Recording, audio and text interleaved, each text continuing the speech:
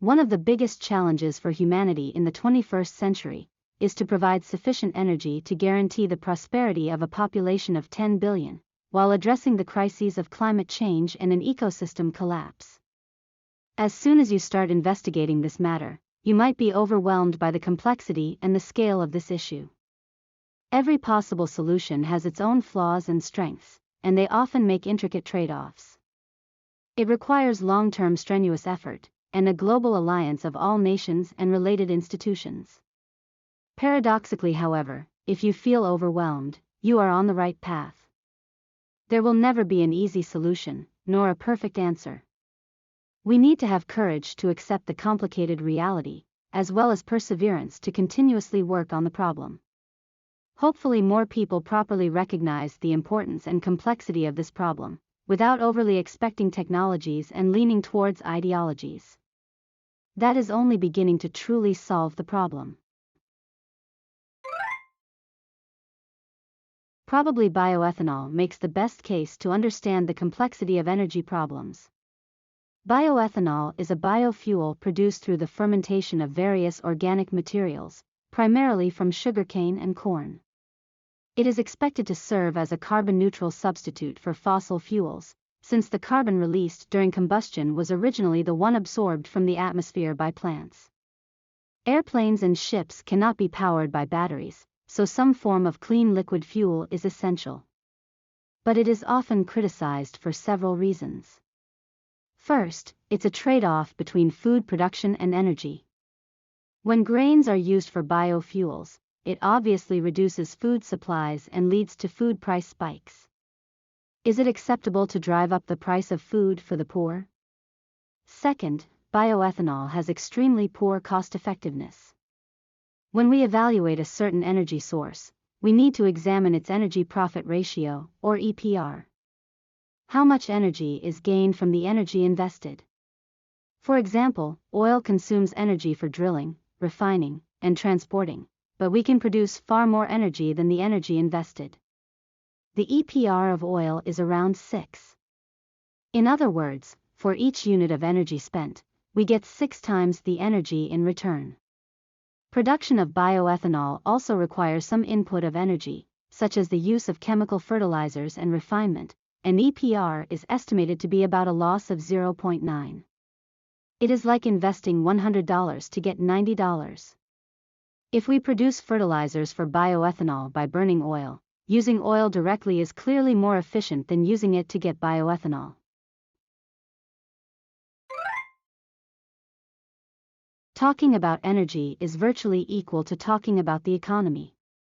We cannot discuss the future of energy without taking the market principle into account. Despite a variety of concerns about fossil fuels, we are still largely dependent on them, primarily because they are so inexpensive. This might be hard to believe, but oil is actually cheaper than a soft drink.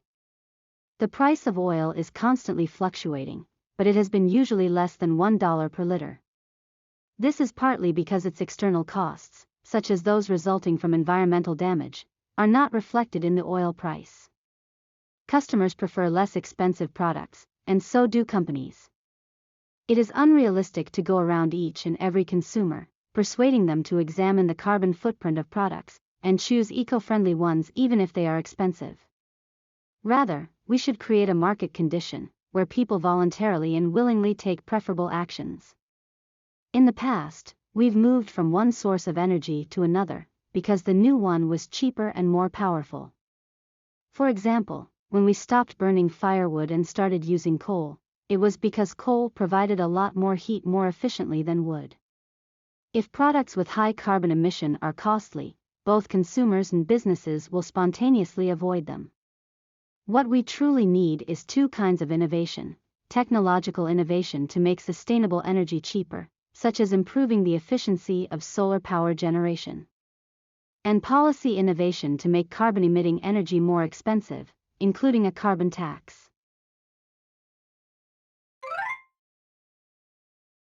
As of 2023, there is no perfect solution to energy problems. Renewable energy sources, particularly solar and wind power, are considered to be the favorites, but they have inherent disadvantages. The prominent downside is that they are weather-dependent sources of energy. Obviously, solar panels and wind turbines cannot operate during the night and on windless days, respectively. Seasonal variations also pose serious challenges. The amount of sunlight that hits the Earth's surface varies across the 4 seasons, and the variation depends on how far the place is from the equator. Parts of Canada and Russia get about 12 times less sunlight in winter than in summer. While the supply from the renewables dramatically fluctuates, electricity demand is relatively stable. In order to fill those gaps, either we have to use other reliable sources complementarily, such as thermal or nuclear power, or to store electricity in batteries. The latter is extremely costly. Imagine a hypothetical future where Tokyo gets all its electricity necessary from wind and solar power alone. One August, Tokyo is hit by a massive typhoons that last for 3 days. They cannot harness solar energy during the storm, and the winds are so strong that they will rip the wind turbines apart if they aren't shut down. How many batteries would they need in order to power Tokyo for 3 days, until the typhoon passes, and they can utilize solar and wind power again? The answer is more than 14 million batteries. More storage capacity than the world produces in 7 years. The purchase cost will be about 3 trillion yen annually, averaged over the lifetime of the batteries. Considering the cost of batteries, we will have to utilize thermal or nuclear power to adjust the fluctuation of solar and wind, which poses the next question of whether to choose the risk and cost of carbon emission, or those with preserving spent nuclear fuel. The energy issue always involves trade-offs between various factors, such as environmental impacts, reliability, generation costs, and so on.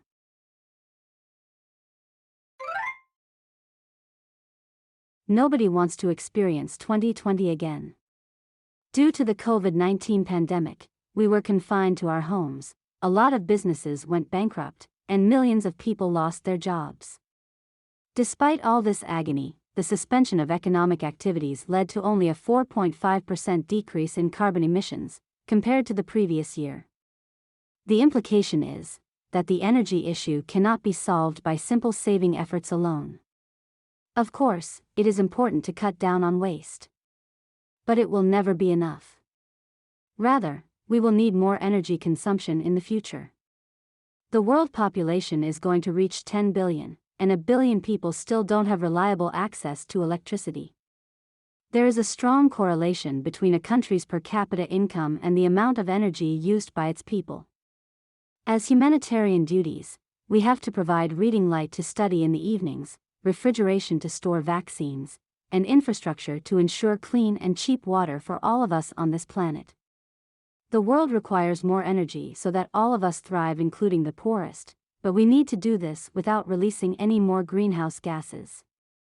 This is impossible with existing technologies.